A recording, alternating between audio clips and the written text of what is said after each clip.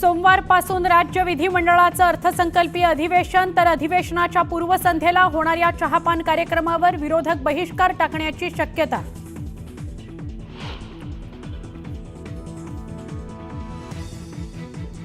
धनंजय मुंडे उद्या राजीनामा देणार. करुणा मुंडेंनी केलेल्या फेसबुक पोस्टमुळे चर्चा.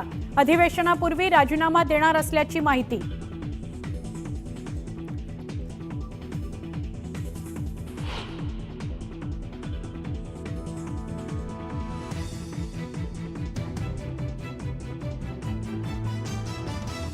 संतोष देशमुख हत्या प्रकरणातील आरोपी कृष्णा आंधळेची शासनकर्त्यांकडून हत्या. माजी खासदार विनायक राऊतांचा गंभीर आरोप.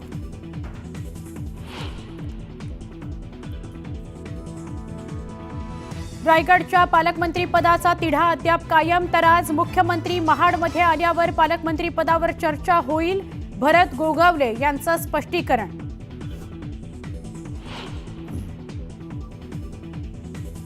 प्रशांत कोरटकर आज पत्रकार परिषद घेण्याची शक्यता. पत्नी आणि वकिलासह माध्यमांसमोर येऊन भूमिका स्पष्ट करणार, सूत्रांची माहिती.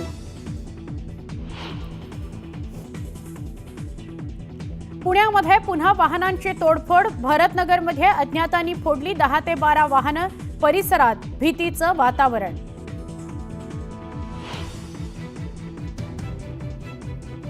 आणि चॅम्पियन्स ट्रॉफी स्पर्धेत आज भारत आणि न्यूझीलंडमध्ये लढत. सामन्यात कोण मारणार बाजी, क्रिकेट प्रेमींचं लक्ष.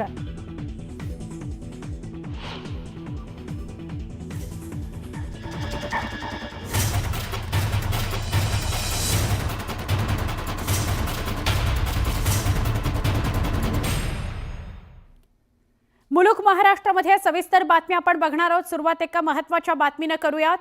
धनंजय मुंडे यांच्या अडचणीत वाढ होऊ शकते. ते अर्थसंकल्पीय अधिवेशनाआधी राजीनामा देणार असल्याची फेसबुक पोस्ट करुणा मुंडे यांनी केलेली आहे. यामुळे राजकीय वर्तुळात चर्चेला उधाण आलंय. संतोष देशमुख हत्या प्रकरणातील मास्टरमाइंड वाल्मिक कराड हाच असल्याचं सीआयडीनं आरोपपत्रात म्हटलंय. वाल्मिक कराड आणि मंत्री धनंजय मुंडे यांचे जवळचे संबंध आहेत. त्यामुळे धनंजय मुंडे यांच्यावर राजीनाम्याचा दबाव वाढतोय. ते सोमवारी राजीनामा देणार असल्याची पोस्ट करुणा मुंडे यांनी केलेली आहे. खरं तर करुणाजी, ज्या पद्धतीची तुम्ही पोस्ट केलेली आहे त्यामधनं संतोष देशमुख हत्या प्रकरणानंतर वाल्मिक कराड यांची पूर्णपणे अटक, चौकशी या सगळ्या गोष्टी समोर असताना किती महत्त्वाचं आहे राजीनामा होणं, काय सांगाल? खूप महत्त्वाचा आहे राजीनामा होणं आणि खूप गरजेचं आहे.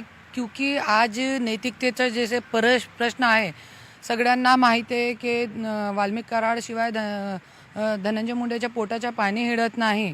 आणि धनंजय मुंडेला मोठा करण्यामध्ये वाल्मिक कराडचा खूप मोठा हात आहे. आणि आज त्यांचे मंत्रिपदाच्या जोरावर तो इतकी निर्गुण हत्या केलेली आहे आणि इतके घाणेरडे काम केलेले आहे. तो त्याच्यासाठी मला असं वाटतं की 100% द्यायला पाहिजे. राजीनामा कोण घोषित करणार, स्वतः मुख्यमंत्री की अजितदादा? कारण आपण बघितलं यात युती सरकारमध्ये नेमका राजीनामा द्यावा की नाही याबाबत सुद्धा संभ्रम होता. अजितदादा हे राजीनामा घोषित करणार आहे और आणि 100% ह्यांचा राजीनामा होणार आहे.